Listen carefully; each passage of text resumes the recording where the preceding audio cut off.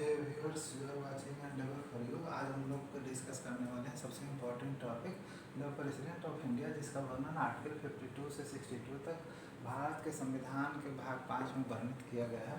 इसका हम जो जितना भी प्रोविजंस है इसके बारे में हम लोग रिकैप करेंगे।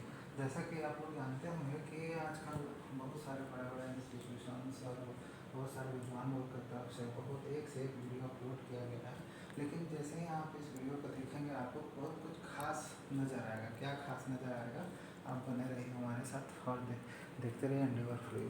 तो सबसे पहला जो हमारा है वो सेक्शन प्रेसिडेंट ऑफ इंडिया। तो इसमें ये लिखा हुआ है कि there shall be president of India, Bharat का एक राष्ट्रपति होगा, जो भारत का प्रथम नागरिक होगा, फर्स्ट सिटीजन ऑफ इंडिया। ये हो गया प्रेसिडेंट ऑफ इंडिया आर्टिकल 52। 53 में ये प्रोविजंस है कि संघ की कार्यपालिका शक्ति भारत के राष्ट्रपति में निहित है। तो संघ कार्यपालिका शक्ति का एक्सरसाइज प्रेसिडेंट ऑफ इंडिया अपने पावर्स के द्वारा करता है। वो पावर्स क्या क्या हैं उसके बारे में हम लोग जिक्र करते हैं। जैसे इसमें हम लोग देखेंगे एग्जीक्यूटिव पावर्स इंक्लूडिंग, इसी को अपॉइंटिंग पावर्स भी बोलते हैं। नियुक्ति का अधिकार, नियुक्ति में हमारा सबसे पहले हम prime minister followed by council of minister, हाँ, चेयरमैन ऑफ यूपीएससी, गवर्नर से अपॉइंटमेंट्स, SC/ST कमीशन के चेयरमैन का अपॉइंटमेंट, अटॉर्नी जनरल का अपॉइंटमेंट, इस तरह से। तो ये एक बहुत बड़ा चैप्टर है, इसके लिए हम लोग अलग से दूसरे दिन क्लास करेंगे। करीब इसमें 30-40 मिनट का समय लगेगा, तो हम लोग उसमें दूसरे दिन देखेंगे। एग्जीक्यूटिव पावर पूरा फंक्शन, जैसे अब मान लीजिए कि अब भारत पाकिस्तान में कल का लड़ाई हो या युद्ध छिड़ जाए, तो हु विल, मतलब किसके नाम से अगर कोई ट्रीटी हो, इंटरनेशनल ट्रीटी किया जाएगा या कोई संधि दो देशों के बीच में हो, तो किसके नाम से होगा। तो हमारे देश में यह प्रोविज़न है कि सारी संधियाँ, कोई भी ट्रीटी, कोई भी एग्रीमेंट हो, वो सारे राष्ट्रपति के नाम से किया जाता है। दैट्स वाई हम लोग बोलते हैं उन्हें head of the state. Head of the state कुछ लोग बोलते हैं ये तो टिटुलर हेड है। इसका मतलब हुआ कि ये नाम मात्र के हेड है, नाम मात्र के मुखिया हैं देश। कुछ लोग बोलते हैं he is a golden zero. अब आपको ये समझना होगा कि क्यों हम लोग इन्हें गोल्डन जीरो कहते हैं। तो गोल्डन जीरो ये कहने का मतलब ये है कि ये सेरिमोनियल जितने भी फंक्शंस होते हैं उसको ये अटेंड करते हैं बहुत सम्मान के साथ। और जो पावर का जब बात आता है तो हमें ये बात ध्यान देना होगा कि आपके पास रियल पावर है और एक्चुअल पावर है। एक्चुअल पावर है और नॉमिनल पावर। तो हम लोग देखते हैं कि जैसा कि हम लोग जानते हैं कि प्रेसिडेंट काम कैसे करते हैं, upon the advice of prime minister including council of minister. तो सारा एडवाइस के हिसाब से ही ये काम करते हैं, इसलिए एक्चुअल पावर प्राइम मिनिस्टर के हाथ में होता है। इसलिए इनको सेरेमोनियल हेड, टिटुलर हेड या head of the nominal head बोला जाता है। तो हमारा ये कोशिश रहता है कि जब हम एग्ज़ाम देने के लिए बैठें तो जितने भी सारे बातों को चर्चा करें, तो अगर ये क्वेश्चन हमारे सामने अगर एग्ज़ाम में आए तो ये ना लगे कि ये सवाल हम नहीं पढ़े, ये सवाल हमसे छूट जाए। हर एक सवाल इसमें कवर होना है। और मेरा ये उद्देश्य नहीं है कि कितने लाइक्स या डिसलाइक्स आप दे रहे हैं, क्या कमेंट कर रहे हैं। मैं बस ये चाहता हूँ कि आप का जो एग्ज़ाम में जो क्वेश्चंस हैं वो कभी मिस ना करें, आपको ये ना लगे कि ये मैंने नहीं पढ़ा, ये हमसे छूट गया। तो ये हमारा रहा executive powers of the president. अब हम आगे देखेंगे कि प्रेसिडेंट का निर्वाचन कैसे होता है। अब हम देखते हैं आर्टिकल 54 में, जिसमें प्रेसिडेंट के निर्वाचन से संबंधित है। तो इसमें हम लोग कुछ कीवर्ड को ले लेते हैं जिसको हमेशा हम लोग ध्यान रखेंगे। जब तक ये प्रेसिडेंट के बारे में पढ़ेंगे तो ये बात पे हम हमेशा ध्यान देंगे। ये हमारे कीवर्ड्स हैं कुछ, इस पर हम लोग ध्यान देंगे। उनका नाम है जैसे इलेक्टेड, उसके बाद प्रोपोर्शनल रिप्रेजेंटेशन, उसके बाद सिंगल ट्रांसफरेबल वोट, उसके बाद है एलिमिनेट द लिस्ट, उसके बाद है फर्स्ट पास्ट द पोस्ट, उसके बाद है इनडायरेक्ट इलेक्शन, और उसके बाद है सीक्रेट बैलेट, गुप्त मतदान। तो इन सबों का यूज कब कहाँ कैसे होता है ये हम एक बार देखते हैं। तो राष्ट्रपति का चुनाव जो होता है वो एक निर्वाचक मंडल के द्वारा होता है, है ना, एक निर्वाचक मंडल जिसको अंग्रेजी में इलेक्टोरल कॉलेज बोलते हैं, इसके मेंबर्स कौन कौन होते हैं? जैसे हम लोग देखते हैं कि elected members of Rajya Sabha, elected members of Lok Sabha, elected members of state legislative assemblies जितना है, और elected members of national capital territory Delhi and Pondicherry. अब हम जानते हैं जैसा कि हमारे राज्यसभा में मैक्सिमम स्ट्रेंथ है 250, जिसमें से 245 का चुनाव होता है, इसमें से 12 नॉमिनेटेड होते हैं, तो 233 लोग का इसमें इलेक्टेड मेंबर हुए राज्यसभा के, elected members of Rajya Sabha. Lok Sabha में 545 में से 2 नॉमिनेट होते हैं, तो बाकी बचा 543 मेंबर्स। इस तरह से हम देखते हैं कि पार्लियामेंट में 336, 437 और 776 members of parliament takes part in the election of the parliament, जो बिल्कुल इलेक्टेड होते हैं, नॉट नॉमिनेटेड। और स्टेट लेजिस्लेटिव असेंबली में पूरा इंडिया में 4120 मेंबर्स हैं, including elected members of Delhi and Pondicherry. अब आप हमें ये बताएंगे कमेंट बॉक्स में कमेंट करके कि किस संविधान संशोधन अधिनियम के द्वारा दिल्ली और पौंडीचेरी के इलेक्टेड विधानसभा के सदस्यों को राष्ट्रपति के चुनाव में वोट देने का अधिकार मिला। तो इस तरह से हम ये देखते हैं कि टोटल हो गया 776 इलेक्टेड मेंबर्स ऑफ पार्लियामेंट और 4120 ये स्टेट लेजिस्लेटिव असेंबली के मेंबर्स, ये मिला के हुए 6984896 टोटल 4896 लोग भाग लेते हैं इसमें। और ये मतदान सिंगल ट्रांसफरेबल वोट से होता है, जिसका ऑलरेडी हम लोग डिस्कशन कैसे भारत के राष्ट्रपति कैसे चुने जाते हैं, वो वाला वीडियो देखने से आपको बिल्कुल क्लियर पिक्चर मिल जाएगा कि सिंगल ट्रांसफरेबल वोट क्या होता है। उसमें प्रेफरेंस होता है बेस्ट कि आप फर्स्ट अगर नहीं जीते तो मेरा वोट सेकंड को जाएगा, सेकंड नहीं जीते तो मेरा वोट थर्ड को जाएगा, और ये प्रक्रिया तब तक रिपीट होते जाते हैं जब तक कि एक आदमी को 50% प्लस 1 वोट नहीं मिल जाता। दूसरा चीज़ हम देखते हैं कि राष्ट्रपति का चुनाव में सिंगल ट्रांसफरेबल वोट से प्रोपोर्शनल रिप्रेजेंटेशन पद्धति से होता है, और इसका डायरेक्शन बिल्कुल इनडायरेक्ट होता है, सीधा मतदान नहीं होता है, गुप्त मतदान के द्वारा होता है। हालांकि ये हम लोग ऑलरेडी समझ सकते हैं कि हर पार्टी का एक खास वो होता है, कैंडिडेट होता है, लोग उसको सपोर्ट करते हैं, तो इनडायरेक्ट रूप से लोग जान ही जाते हैं कि कौन किसको वोट दे रहा है। खैर, तो हम लोग आते हैं कि 4896, तो इसमें हमको देखना ये है कि जो स्टेट का और यूनियन का इतना मेंबर्स हैं वोटर, और स्टेट का इतना मेंबर है। आगे हम देखेंगे कि ये दोनों का वोट वैल्यू कैसे बराबर होता है। अब हम लोग देखेंगे कि इसका मैनर्स क्या होगा, राष्ट्रपति का जो चुनाव है वो उसका रीति क्या है, निर्वाचन की रीति प्रेसिडेंट ऑफ इंडिया का। तो हम जैसा कि देख चुके हैं कि 776 MPs भाग लेते हैं जो इलेक्टेड होते हैं, और पूरे देश के जो विधानसभा के सदस्य होते हैं 4120 MLAs ये भाग लेते हैं। कौन भाग नहीं लेते हैं? जो नॉमिनेटेड मेंबर्स होते हैं, है ना, नामित सदस्य, वो भाग नहीं लेते हैं, वो राज्यसभा का हो या लोकसभा का, ये नहीं भाग लेते। और जो MLC जैसे कुछ एक 7 राज्यों में है, वो विधान परिषद उसके सदस्य भी इसमें भाग नहीं लेते, तो ये लोग इसके राष्ट्रपति महोदय के चुनाव में बिल्कुल भाग नहीं लेंगे। अब हम आगे देखते हैं कि ये दोनों का वोट अलग है, इसका मतलब हम ये कह सकते हैं कि MLAs का वैल्यू ज़्यादा है MP से, MLAs का वैल्यू ज़्यादा है MP से। तो ऐसा बिल्कुल नहीं, हमारे यहाँ प्रोपोर्शनल रिप्रेजेंटेशन है। इसमें होता क्या है कि जो MLAs का वैल्यू है वोट का और MPs का वोट का वैल्यू वो इक्वल आता है।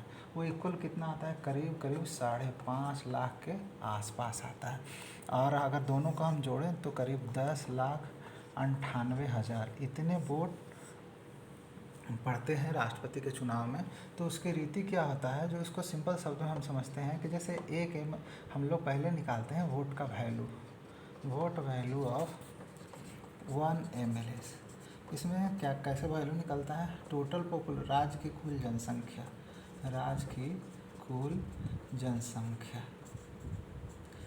जनसंख्या बटे elected members of state legislative assembly, और इसमें हम लोग 1/1000 से गुना कर देते हैं। इससे जो अंक मिलता है वही एक एमएलए का वो वोट का वैल्यू, राज्य का पूरा जनसंख्या divided by elected members of state legislative assembly, और उसमें हम लोग गुना 1/1000 से कर देते हैं। तो अगर इसका वैल्यू अगर 500 से कम आया वोट का वैल्यू तो हम उसको इग्नोर कर देते हैं। अगर उसका वैल्यू 500 से ज़्यादा आया तो हम लोग इक्वल टू और ग्रेटर देन, तो उसमें हम लोग एक वोट वैल्यू प्लस कर देते हैं। ये हो गया एमपी का वोट, एमएलए का वोट सॉरी, और एक एमपी का वोट वैल्यू ऑफ 1 एमपी। इसमें हम लोग क्या करते हैं, जो स्टेट का जो पूरा वैल्यू निकला एमएलए का, उसमें डिवाइडेड बाय हम लोग 776 number of elected members of parliament, संसद के निर्वाचित सदस्य का संख्या 776 है।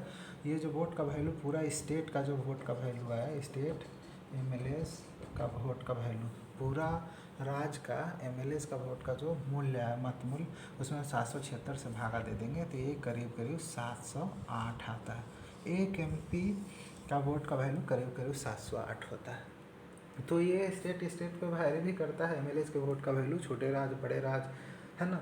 तो इसमें हम ये देखें कि हमारा जो प्रोपोर्शनल रिप्रेजेंटेशन हुआ कि एमपीज और एमएलए दोनों का वोट वैल्यू जब लार्ज में, आप जब उस वीडियो को देखेंगे हाउ प्रेसिडेंट इज इलेक्टेड, तो उसमें आपको बिल्कुल क्लियर पता चल जाएगा कि दोनों का कैसे है। प्रोपोर्शनल में हम ये भी देखते हैं कि जिसका जितना वोट परसेंट उसके हिसाब से उसको सीट मिलता है।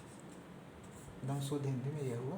और इसमें जैसे कोई माइनॉरिटीज़ कास्ट के से भी, माइनॉरिटी कम्युनिटी से बिलोंग करते हैं या कोई ख़ास शेड्यूल एरिया के लोग हैं, तो उसके हिसाब से भी उनको सीट मिलता है। वो होता है प्रोपोर्शनल रिप्रेजेंटेशन में। तो उसका हम लोग डिस्कशन आगे करेंगे। तो हम लोगों ने देखा कि राष्ट्रपति के निर्वाचन की रीति यह है, इतने लोग खड़े होते हैं, राष्ट्रपति के चुनाव में इतने सारे लोग वोट देते हैं, इतने वोटर हैं, उनका मत मूल्य ये हुआ, और इसके बाद राष्ट्रपति के चुनाव में सिंगल ट्रांसफरेबल वोट के माध्यम से प्रेफरेंशियल वोटिंग होता है। अब ये प्रेफरेंशियल वोटिंग क्या होता है, अब ऐसे समझिए कि किसी चुनाव में 4 या 5 लोग खड़े हैं, मान लेते हैं 4 लोग खड़े हैं, है ना। तो 4 लोग खड़े हैं, तब हमको वोट देना है, हम चारों को वोट देंगे। ऐसा नहीं कि हम एक को वोट दिए, जैसे फर्स्ट पास्ट पोस्ट में देखते हैं कि एक आदमी एक वोट। इसमें क्या होता है कि अगर 4 candidate A B C D खड़े हैं तो आपका फर्स्ट प्रेफरेंस वोट ए को जा सकता है, सेकंड प्रेफरेंस सी को जा सकता है, थर्ड प्रेफरेंस बी को जा सकता है, फोर्थ प्रेफरेंस डी को जाता है। आपका चॉइस है, आप सबको वोट दे सकते हैं, ठीक है, आप सबको वोट दे सकते हैं, और आपका वोट का प्रेफरेंस। तो ये प्रेफरेंस से क्या होता है कि आपका वोट बेकार नहीं जाएगा। जैसे फर्स्ट प्रेफरेंस ए को दिए, ये नहीं जीत पाया, तो ये नहीं जीत पाया तो आपका सेकंड प्रेफरेंस वोट तब काउंट होगा, है ना। उसके बाद अगर बी भी नहीं जीत पाया तब आपका थर्ड प्रेफरेंस वोट काउंट होगा। इसी को हम लोग बोलते हैं सिंगल ट्रांसफरेबल वोट। अब हम लोग देखते हैं कि एक चीज़ और हम ये जानना चाहेंगे कि आप लोग इसका जवाब आप लोग कमेंट बॉक्स में डाल सकते हैं कि जैसे अभी जो राष्ट्रपति का चुनाव होता है उसमें जो वोट का वैल्यू हम लोग काउंट करते हैं, है ना, population divided by number of elected member of state. तो इसमें पॉपुलेशन अभी भी 1971 का ही आधार माना गया है। तो ऐसा क्यों किया गया है, और इसके पीछे एक वजह है कि एक हमारे यहाँ भारत में संविधान संशोधन अधिनियम पारित हुआ था। तो आप ये बताएंगे कि कौन सा संविधान संशोधन अधिनियम था जिसके वजह से अभी तक हम लोग 1971 का जो हमारे देश का आबादी है उसी के आधार पर राष्ट्रपति के निर्वाचन में जो एक एमएलए का वोट वैल्यू है वो काउंट करते हैं, ठीक है। तो हम देखते हैं कौन कौन सा जवाब आता है। फिर दूसरा हम देखते हैं टर्म ऑफ द ऑफिस। तो ये इसका आर्टिकल 56 में वर्णित है, अनुच्छेद 56 में। इसमें यह है ना कि राष्ट्रपति का जो पदावधि है वो कम से कम 5 साल का होगा, है ना, पद ग्रहण की तारीख से। जब इनका पद ग्रहण करते हैं उस तिथि से 5 साल तक रहेंगे। दूसरा स्थिति है कि अगर ये रिजाइन दे रहे हैं राष्ट्रपति, है ना, तो किसको करेंगे, आप ध्यान दीजिएगा, ऑब्जेक्टिव सवाल है ये। वाइस प्रेसिडेंट को, उपराष्ट्रपति महोदय के नाम से ये अपना रेजिग्नेशन संबोधित करेंगे। और दूसरा है कि अगर इनको इम्पीचमेंट के द्वारा, जैसे हम आगे देखेंगे 61 में 8 का अनुच्छेद 61 के द्वारा इनको इम्पीच किया जाता है। अगर इनको महाभियोग लगा के हटाया जाता है तब भी इनका पद समाप्त हो जाता है ना। तो और ऐसी स्थिति में अगर उपराष्ट्रपति अगर रिजाइन देते हैं, राष्ट्रपति उपराष्ट्रपति को संबोधित करके रिजाइन देते हैं, तो उपराष्ट्रपति लोकसभा के जो स्पीकर हैं, अध्यक्ष, लोकसभा के अध्यक्ष को इसकी सूचना देंगे कि उपराष्ट्रपति महोदय रिजाइन दे दिया। तो इस तरह से हम देखें कि इनका ये पदावधि रहा। और आगे हम देखते हैं जो हमारा ये आर्टिकल 57 है अनुच्छेद, इसमें ये लिखा है कि पुनर्निर्वाचन के लिए पात्रता। तो जैसा नाम से ही लग रहा है कि पुनर्निर्वाचन मतलब हुआ कि दोबारा कोई व्यक्ति या राष्ट्रपति या कोई भी लोग राष्ट्रपति दोबारा चुने जा सकते हैं कि नहीं। तो हमारे संविधान में बिल्कुल ऐसा लिखा हुआ नहीं है कि एक आदमी अगर एक बार राष्ट्रपति बन गए तो वो दोबारा नहीं बन सकते। जैसे दूसरे देशों में है कि अगर 2 बार बन गए कंसेक्यूटिवली, लाइक यूएसए, तो यहाँ नहीं बन सकते। तो यहाँ पे ऐसा कुछ नहीं लिखा हुआ है। जैसे उदाहरण के लिए आप लोग जानते होंगे डॉक्टर राजेंद्र प्रसाद का नाम, जो हमारे देश के पहले राष्ट्रपति थे। इन्होंने 1962 तक भारत के राष्ट्रपति रहा। ये 2 टर्म के लिए चुने गए थे, है ना, 2 टर्म के लिए, और हमारा देश का 2 टर्म तक ये राष्ट्रपति रहे। तो इस तरह से हम देखते हैं कि पुनर्निर्वाचन का पात्रता है। बस अब हम लोग चर्चा करने वाले हैं कि कोई भी व्यक्ति कैसे राष्ट्रपति का उम्मीदवारी, उसके लिए क्या क्या अर्हताएँ होनी चाहिए। तो इसके लिए आप एक एक चीज़ ध्यान से देखिएगा, क्योंकि जब हम ऑब्जेक्टिव सवाल बनाते हैं तो उसमें ऑप्शन में थोड़ा थोड़ा वेरिएशन करके कंफ्यूजिंग बहुत सारे सवाल इसमें डाल दिए जाते हैं। जैसे कोई व्यक्ति कैसे राष्ट्रपति चुनाव के लिए होगा, तो सबसे पहला चीज़ है कि वो भारत का नागरिक हो, 35 साल की उम्र पूरा कर चुका हो, वो कोई लाभ का पद धारण नहीं करता हो, वह लोकसभा के सदस्य के रूप में निर्वाचित होने के योग्यता रखता हो। आप समझिए लाभ का पद क्या होता है। जैसे लाभ का पद हो गया कि कोई आदमी कहीं कोई सरकारी जॉब या म्यूनिसिपैलिटी में या कहीं भी नौकरी करता हो या सरकार के अधीन कर्मचारी, उसको बोलते हैं लाभ का पद। लेकिन अगर कोई व्यक्ति एमएलएस, एमपीज या कहीं गवर्नर हो या खुद और उपराष्ट्रपति या राष्ट्रपति के पद पे हो, तो उसको लाभ का पद नहीं माना जाएगा। तो फिर अब सवाल उठता है कि मान लीजिए कि अगर जो 35 वर्ष का नागरिक हो भारत का और कोई लाभ का पद धारण नहीं करता हो, तो हर कोई राष्ट्रपति के चुनाव में नॉमिनेशन कर देगा। ऐसा बिल्कुल नहीं है, क्योंकि हमारे यहाँ president and vice president election rules बना 1974 में। इसमें आया कि भाई 20 प्रस्तावक और 50 प्रस्तावक और 50 अनुमोदक, 50 लोग प्रस्ताव लाए कि हम इन्हें राष्ट्रपति बनाना चाहते हैं और उसको 50 लोग समर्थन करें। तो आप समझ लीजिए कि कम से कम अगर 100 लोग आपके साथ हैं तो आप नॉमिनेशन फाइल कर सकते हैं। उसके लिए आपको returning officer generally secretary general जो होते हैं लोकसभा या राज्यसभा को, उन्हीं को आरओ बनाया जाता है। आपको 15,000 रुपये जमा करना पड़ता है कैश में, या फिर आरबीआई में, या फिर सरकार के खजाना में, ट्रेजरी जिसको बोलते हैं, और उसका रिसिप्ट लगाना होता है। अगर आप चुनाव जीत जाते हैं तो आपको ये पैसा रिटर्न कर दिया जाएगा। और अगर लेस देन 1/6 वोट आप लाते हैं, वैलिड वोट्स का 1/6, तो आपकी ज़मानत जब्त हो जाती है, जिसको हम लोग फॉरफिट बोलते हैं। तो उनकी ज़मानत की राशि फॉरफिट कर ली जाती है, ज़मानत जब्त कर ली जाती है। अब हम लोग देखते हैं कि राष्ट्रपति पद के लिए शर्त क्या है। तो सबसे पहला शर्त ये है कि वो कोई लाभ का पद धारण नहीं करेंगे और इन्हें जब तक ये राष्ट्रपति रहेंगे उन्हें रेंट फ्री आवास दिया जाएगा, है ना। और इनके वेतन भत्ते में कटौती नहीं की जाएगी। ड्यूरिंग, जब तक वो पद पे बने हैं उनके वेतन भत्ते में कटौती बिल्कुल नहीं की जाएगी। और इनका वेतन, जैसा कि हम लोग जानते हैं कि अभी इनका वेतन 5 लाख रुपये प्रति माह है, राष्ट्रपति महोदय का वेतन। और एक और है इसमें कि जैसे प्रेसिडेंट किसी लोकसभा या राज्यसभा या कोई विधानसभा का सदस्य नहीं होंगे, अगर ये चुने जाते हैं, जैसा कि हम पहले ही डिस्कस कर चुके हैं, तो ये उस तिथि से, जिस दिन से राष्ट्रपति बने उस तिथि से ये पोस्ट वैकेंट माना जाएगा। अब हम देखते हैं शपथ एवं प्रतिज्ञा, जो कि आर्टिकल 60 में लिखा हुआ है। इसका मतलब ये हो कि राष्ट्रपति, चीफ जस्टिस ऑफ इंडिया या इनके उपस्थिति में कोई सीनियर मोस्ट जज। देखिए ये सब ऑब्जेक्टिव सवाल है, ध्यान देने से ये कभी आप नहीं भूल पाएंगे, ये कोई भूलने का चीज़ भी नहीं है, थोड़ा सा ध्यान देने का ज़रूरत है। चीफ जस्टिस ऑफ इंडिया या सीनियर मोस्ट जज के सामने संविधान के प्रिजर्व,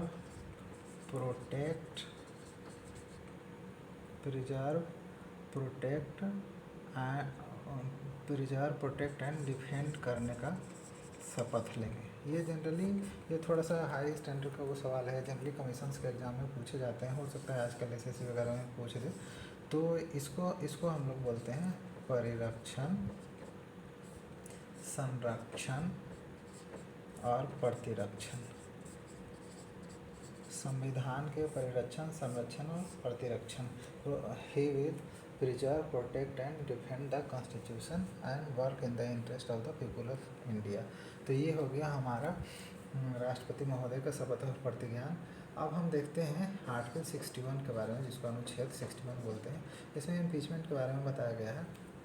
तो इम्पीचमेंट ये सवाल है कि राष्ट्रपति महोदय का इम्पीचमेंट किस बेसिस पे किया जाएगा। तो मैं आप लोग से अपेक्षा करूंगा कि आप लोग बताइए सोच समझ के कि राष्ट्रपति का इम्पीचमेंट का प्रस्ताव किस बेसिस पे लाया जा सकता है। आप बताइएगा, I will wait for your response. तो सबसे पहले हम ये देख रहे हैं कि राष्ट्रपति हमारे यहाँ लोकसभा या राज्यसभा, कहाँ ये शुरू किया जाएगा। तो ये किसी भी सदन से शुरू किया जा सकता है, किसी भी सदन से राष्ट्रपति के इम्पीचमेंट का प्रस्ताव लाया जा सकता है। शर्त यह है कि इन्हें 14 दिन पूर्व सूचना दिया जाएगा, पहली बात। दूसरा बात है कि ये जो प्रस्ताव लाया जाएगा उसमें कम से कम 1/4 सदस्य का सहमति हो, उस पर, उस संकल्प पे सहमति 1/4 लोकसभा या राज्यसभा, मतलब इतने लोग इस पर साइन किए हों तभी लाया जा सकता है।